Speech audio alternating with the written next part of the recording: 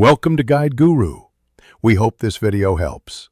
You begin by opening Google Forms in your mobile browser or the app and signing into the Google account you'll use. Once done, tap New or the plus button to start a blank form or pick a template that matches your goal. Make sure to set a concise title and a short description so respondents know the purpose. This helps you collect useful responses. Now, you're ready to add your first question and choose its response type to control how answers arrive. Now you add and refine your questions. Tap the plus to insert items and pick types like multiple choice, short answer, or file upload depending on what you need. Once questions are added, use the required toggle to force answers, duplicate to reuse formats, and drag to reorder for flow. If your form needs branching, insert section breaks and set Go to section based on answer rules so respondents see only relevant questions, which reduces drop-off and keeps data clean.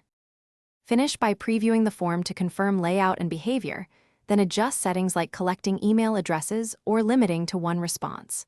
Choose where responses go, link to a Google Sheet for live analysis, and set confirmation messages.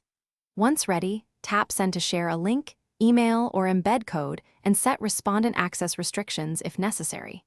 If something fails, first check internet and account permissions. Make sure the app is updated and clear cache, which resolves most mobile forms. Thanks for watching. Consider subscribing if we helped you today.